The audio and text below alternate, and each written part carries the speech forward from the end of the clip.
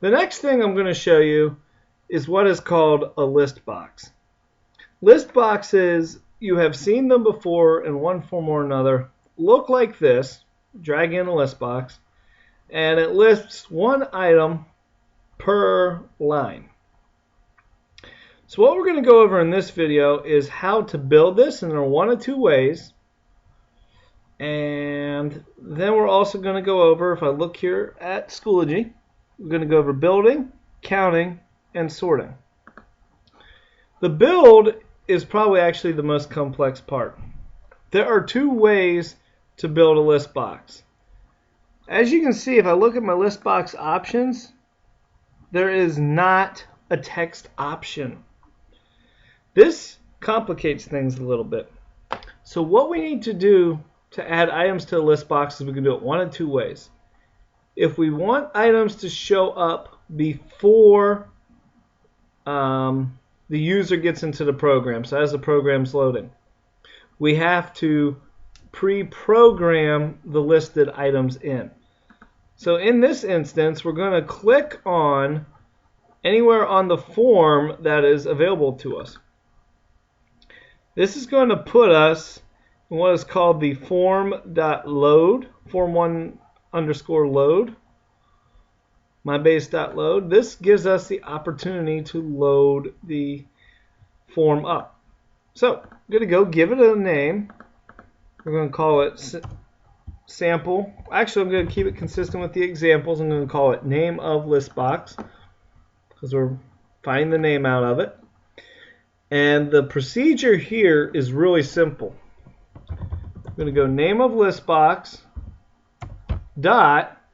Now we have a whole lot of options here. The one we want to focus on is what is called items dot. And then we have a lot of different options here. We're going to right now use the one called add. So we're going to add in items to the list box. So if I could spell, that'd be great. We'll do first item. And then for the next item, we just repeat.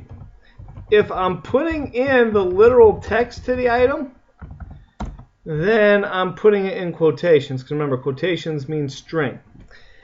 I could also put in there the name of a variable, and it would work just fine. I'm going to skip third, go to fourth item, just to show you that organization a little bit, and delete this other stuff from the last video. There we go. Notice how I still only see the name of it. I have to hit the run button to see the items inside of the list box. That's the first way to do it. I'm going to leave those there because we can add items in. You saw how I skipped the third item. So that's what I'm going to add in next. Go here, label, and we're just going to make this label say add item, and I'm going to bring in a text box, and then of course we need a button, and the button's going to say add item. Button name should be add button,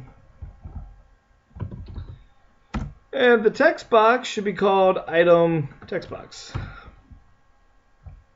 We'll call it add item text box. Make it a little bit longer here. So I'm going to do this inside the button where I would go to click to add the item to the list box. And what we can do here is I'll go up. I'm going to go dim item as string because we're just going to take whatever literal text was put in there for now. So we'll make, when the button is clicked, the item just store whatever was put inside the text box. So variable item equals add item text box dot text. This here pulled the information from this from this text box and store it into that variable.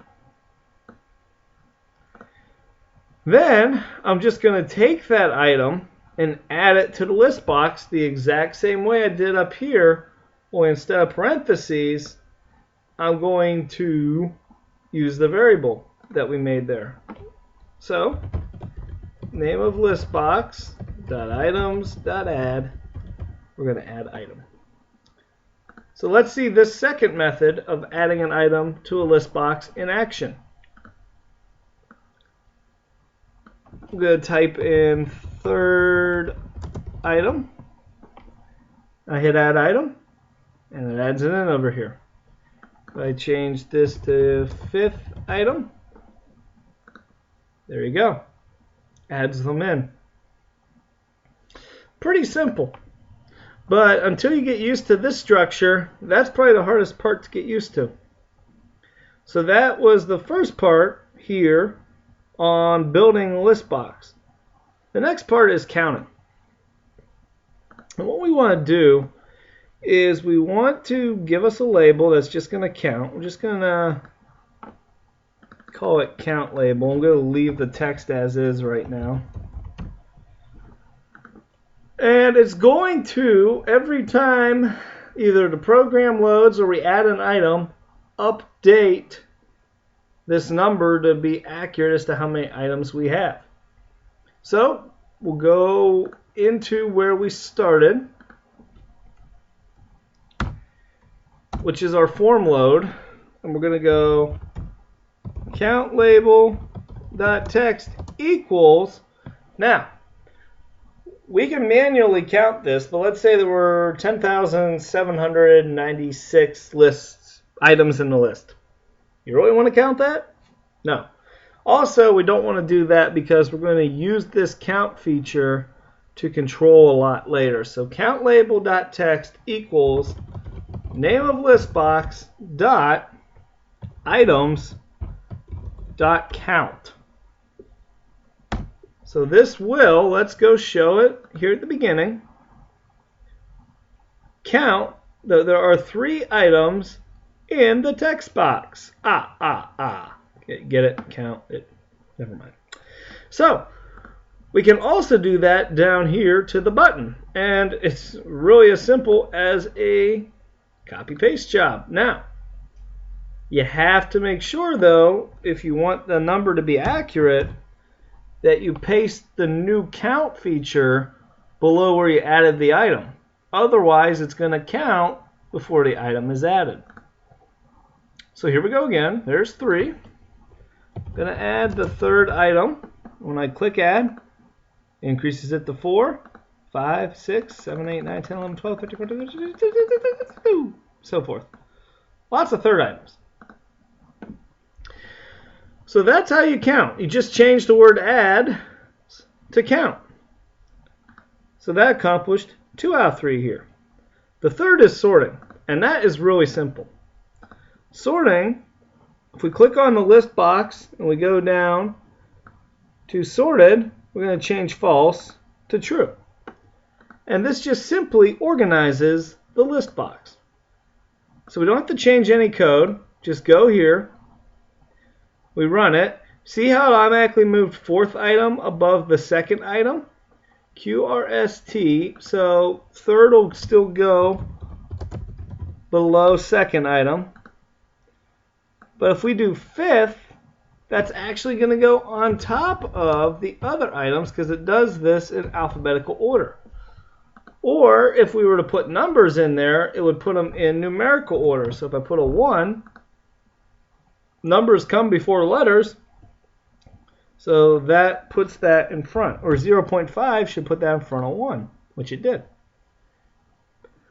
That's the basics behind using list boxes. It seems a lot more complicated than what it is. Once you get used to this entire name of list box dot items dot whatever command you want to use, it's pretty simple.